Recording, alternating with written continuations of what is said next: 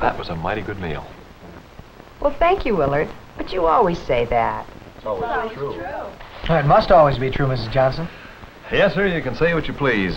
Nothing beats meals right on the farm. Well, Mr. Watson, don't you agree with Dad? Now, Nancy.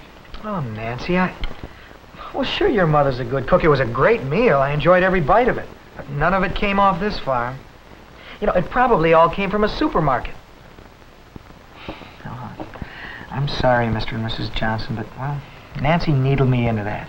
She knows how I feel about all this romancing of farming, the good life down on the farm. Well, I'm tired of it. Farming is a business, just like other ways of working for a living. Only farming is a kind of work that never gets done. And the last thing a farmer does today is eat off his own farm. Well, Tim, I did pick the apples that went into that pie from our only tree out back. And last fall, I put that pie in the freezer. And let's see. Oh, yes, I cut the asparagus from a little bed that Willard put in for me because I like it so much. And I baked the biscuits. Oh, I just remembered. The flour did come from a supermarket. And as you say, so did everything else we ate. You know, son, you're perfectly right when you come to think about it. I guess we farmers do kind of get carried away. We like farm life so much, we're apt to persuade ourselves that everything about farming is special. But I'll say this. I, for one, am mighty glad farming isn't the way it used to be way back when every farmer tried to raise all the food his family ate. And the women had to make all the clothes. Not anymore, thank goodness. But farming has modernized. By and large, we farmers specialize now. We're beginning to concentrate more. And because we do, Americans enjoy the widest possible variety of good food, and at reasonable prices, too. You're right on that point, Dad. Our economics prof said that Americans spend less for food in proportion to their income than any other country in the world. And that means Americans have more money left to spend on other things. Things like factories make, cars, or education, vacations, things that people consider necessities nowadays. I know. Did he give you any figures? Oh, yes, sir, he did. I remember he said that we spend less than 19% of our income on food, and most other countries average about 50%. In fact, he said that some countries spend as much as 80% of what they earn just to eat. Well, that's awful. Those poor people. Well, come on, girls. Say, you boys better scat into the living room while we clean everything up. I like him. Why don't you like him? I kind of wondered that myself. He just always seems to rub me the wrong way, Mama. He's awfully nice to me at school, dates and dances. But he's so dissatisfied. He goes around with a great big chip on his shoulder. Most of the time, anyway. Maybe it's money. What about his father? Is he a good farmer? Well, not as good as Dad, maybe. Ted says Mr. Watson spends only part of his time on his farm. But I've heard Tim say before that farming is hard work that never seems to get done. Sounds kind of lazy to me. Mama, what a thing to say. No, Mr. Johnson, it's not that I'm lazy. Well, it just seems to me you never get done with your work on a farm. No, I'd like to get out of farming and into business. Tim thinks working in a city would be easier. To get ahead these days, you've got to work hard at any job. I don't care what it is or where. Thinking ahead of the other fellow, can be mighty hard work. Tire you right out. You know, the toughest job I've got on this place is the sitting and planning. I'd much rather pitch hay, if I had to pitch hay anymore. That's one job I don't have to do. Maybe Dad's right. Maybe our place is too small. He's working part-time in town now to get out of debt so he can buy the place next to us. Well, he's probably right. The whole trend is toward bigger farms. Big enough to be efficient and produce in volume at low cost. Successful farmers are learning to substitute capital for labor, and that just might be the way out for your father. Has he tried to get a land bank loan by any chance? You know, with that extra acreage, it might make it possible for him to make it pay for itself. I don't know. Why a land bank loan? Well, they're in the business. They specialize in long-term mortgage lending on farmland. And they can offer a farmer some mighty good counsel, if he'll ask for it. I bought the old place from Dad with the help of a land bank loan, and I've added to it that way since. In fact, that's the way Dad got the old farm in the first place. He borrowed from the land bank when it was first organized about, 50 years ago. Of course, it hasn't all been smooth sailing for me since that time. There have been lots of ups and downs through the years, what with the droughts and disease and troubles like that. 50 years. I didn't know they were that old. Sure are. And they now do about 20% of the farm mortgage business in this country. Tell you what, young fella, at least what I think you ought to do. I think you ought to stick with farming. Good farmers will always be needed. And there are a lot of jobs harder than farming. That's what I've been telling him. Well, goodness gracious, can't you men talk about anything except farming? Sure we can. Let's all drive over to Milford to the movies. That sounds like a great idea. Ray! Karen, dear, it's a school night. Drive carefully. Oh, Tim, breakfast at 7. Sure.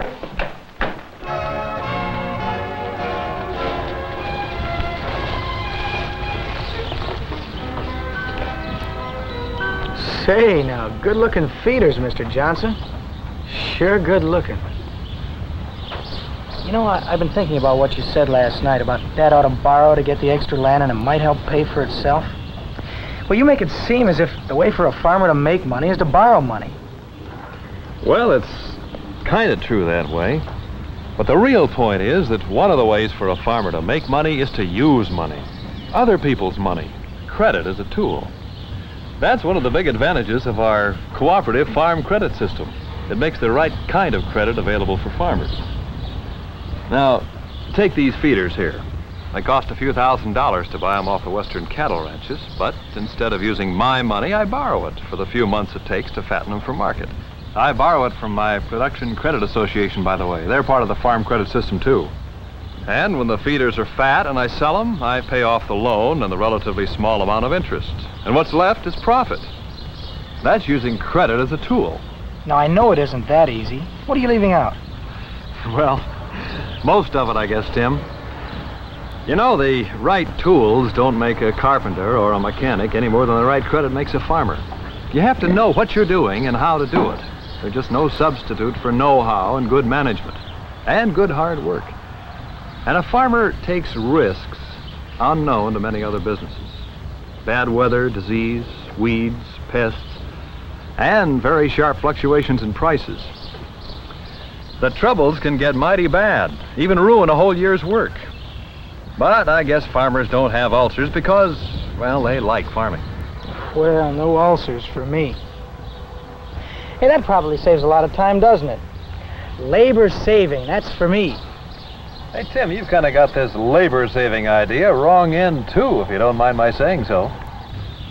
Sure, this augering system saves work.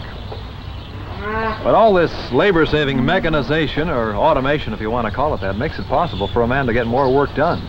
With feeding machines and milking machines and so on. Nowadays, one man can take care of a lot of cattle. Without machines, it would take several men. Less labor, sure, but less cost, too, and greater efficiency. And, Tim, that's the thing we were talking about last night. One of the biggest reasons Americans spend less of their income on food. And let's not forget, American farmers, in a sense, are in competition with each other. And foods are in competition with other foods for the consumer's dollar. And food stores are in competition with other food stores. So the pressure is always on for lower food prices. And the farmer that isn't efficient simply can't survive. He must make his daylight hours truly productive, or he's going to wind up not making ends meet. You mean like my father? Well, yes, Tim, in a sense, but he's doing something about it. Come on, let's go. We got a lot for Tim to see yet. I figure this saves a few man-hours a day. Yeah, I'll bet. You know, George goes in for labor-saving devices, too. For efficiency, of course. George? My older brother.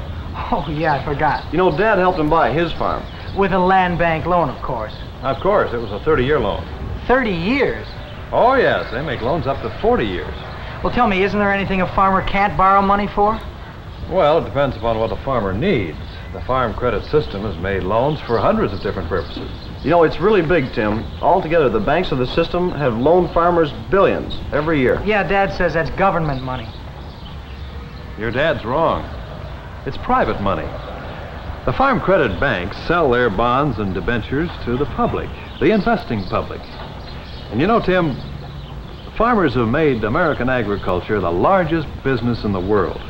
And believe it or not, the investment in agriculture is equal to about 3/4 of all the stocks in the New York Stock Exchange. You say you want to go into business. Well, there's none bigger than agriculture.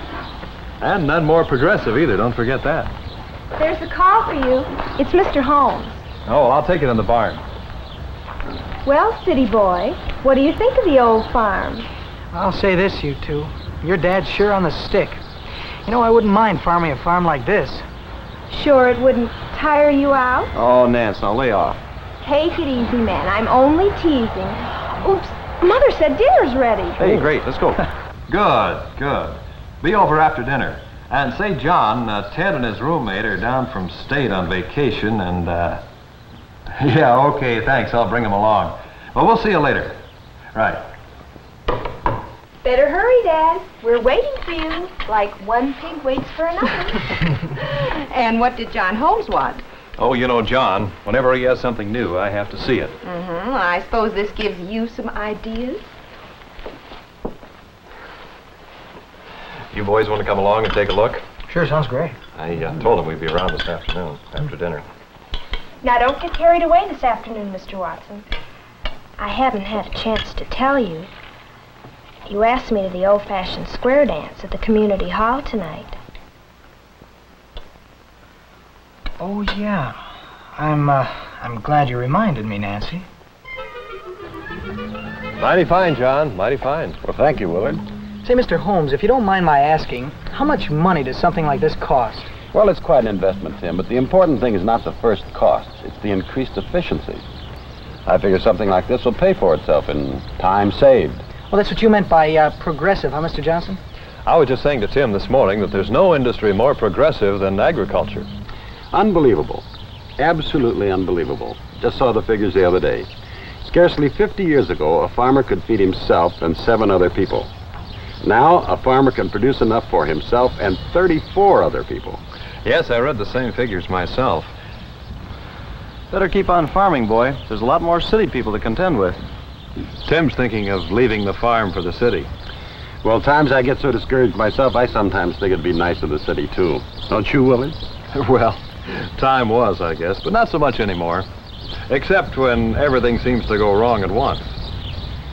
Tell me, just what have you got against farming, son? That is, if I'm getting this straight. The work. Hey, knock it off, huh? You know that's not true. 100%. Well, actually, I kind of like farming, Mr. Holmes, but, well, you know, the usual reasons, I guess.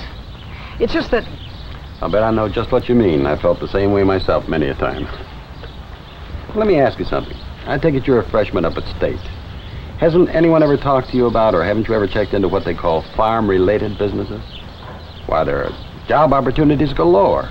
It seems to me I saw it said somewhere that 3 or maybe it was 4 people out of 10 who work for a living in this country work in farm-related jobs, like food processing, food merchandising, or making farm machinery, or buying and selling agricultural products. There's no end to such jobs.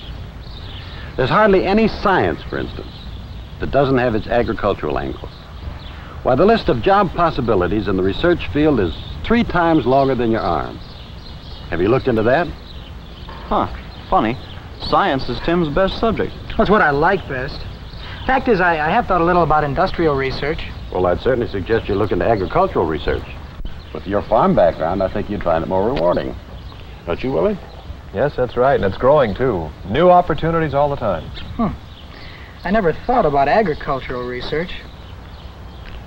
Most people don't. For instance, they take frozen foods for granted, even though frozen foods have been around only a short time. They came out of the laboratory, out of agricultural research, research that never ends. That's one of the big reasons why we have enough food in this country. That and the fact that farmers apply research. Now you take fresh foods.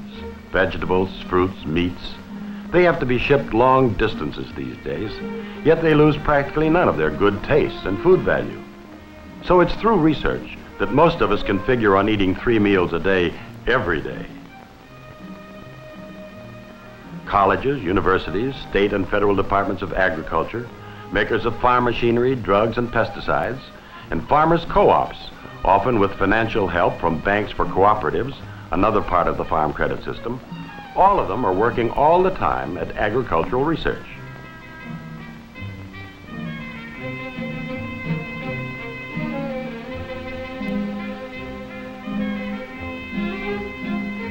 The whole purpose is to develop new and better ways to grow, preserve, store, and ship fruits, vegetables, cereals, meats, poultry, and dairy products, so they're priced right and look and taste their best no matter what the season, and to improve the natural qualities of fibers such as cotton and wool, so they'll wear longer and look better with greater all-around convenience and economy for their users.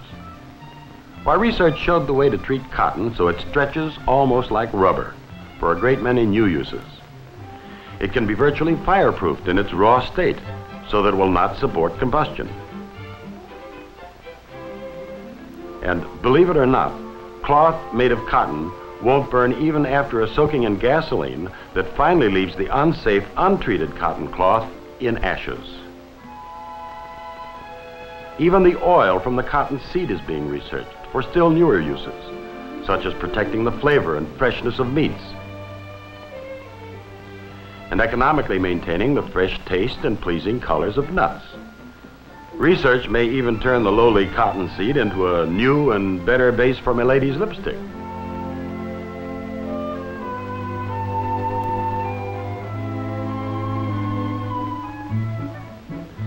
Agricultural research never ends, for the simple reason that the other fellow's always busy researching too. After the artificial fibers came out of the laboratory, they threatened the natural fibers, such as wool. So other researchers got busy and found ways to treat wool so it would be easily washable. Also, the strength of wool was increased by research and tested for strength on laboratory machines almost as complex as the research itself.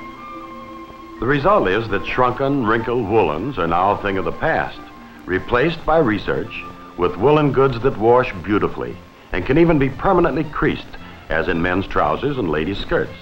And that means economy and convenience for consumers and a larger wool market for farmers. Successful washing of leather, sheepskin, cowhide, and their products, such as shoes, clothes, bags, and gloves, was unheard of until research developed a new tanning process that permits repeated washing without the shrinking, wrinkling, and stiffening that once was a certainty. Research starts at the beginning, too, the plant itself. Cranberry, for instance, a weed of the mustard family, was found to yield an oil with many potentially valuable industrial uses. The problem is to select seeds from the best type of cranberry for farmers to grow. Of course, patience is vital to research. Consider the entomologist, or bugologist as we farmers call him. In order to learn enough about crawling or flying enemies of farm crops to keep them under control, he has to study them individually, painstakingly, even slice them paper thin, so he can study them under a microscope in order, eventually, to find the key to their destruction. Now, that kind of research came up with a poison dust loaded on special airplanes and sprayed over cotton fields from the air to defeat the vicious boll weevil, the mortal enemy of King Cotton. Still another group of researchers, called plant geneticists, constantly work to produce new and better varieties of farm crops.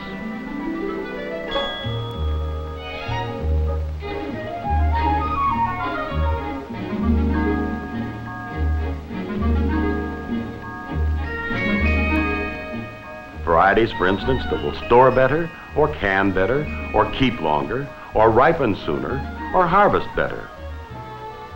Literally thousands of different strains of just one type of crop may be produced and tested individually in the search for the best type. And a great deal of tedious, time-consuming handwork is involved. for every single sample must be individually tested under completely uniform conditions. And even though tremendous progress has been made with crops such as corn, the work for still further progress goes constantly on, for always a new and worthwhile goal, such as a commercially successful high lysine corn, appears within sight. Agricultural researchers are a dedicated lot. There's no question about it. But always the latest in related sciences and the latest in laboratory equipment and materials are available to them, be they men or women.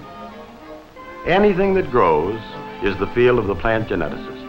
Grass for golf courses even, where research seems likely to lead to development of a lawn grass that will need mowing only twice a year.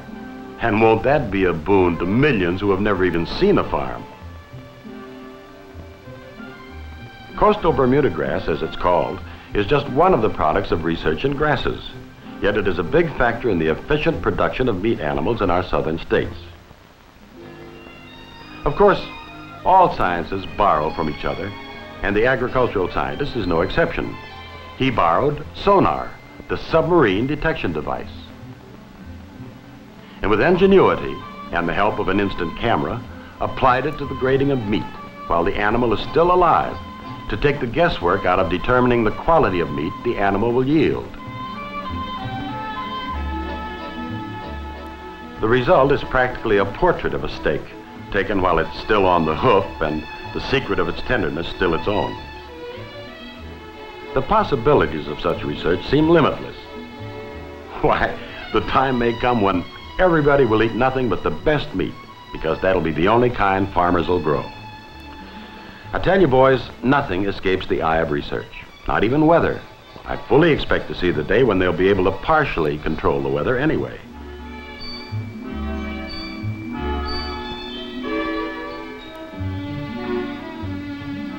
By simulating rainfall, they're learning what happens to soil by measuring the runoff and find ways to prevent erosion and conserve much of the water lost from a good rain.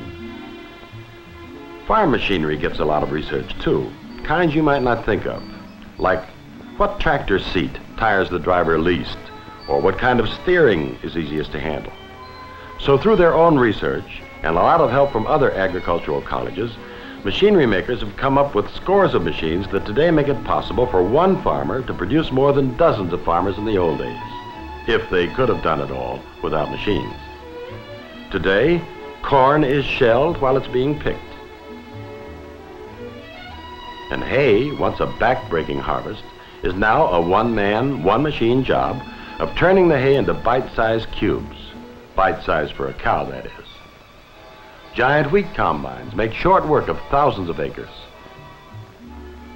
And cotton, its leaves removed by a chemical spray, itself a product of research, is now picked by machines hundreds of times faster than the old hand picking. The mechanical fingers of the big machines seldom miss a single bowl as they trundle down the rows filling their hoppers with the snowy crop.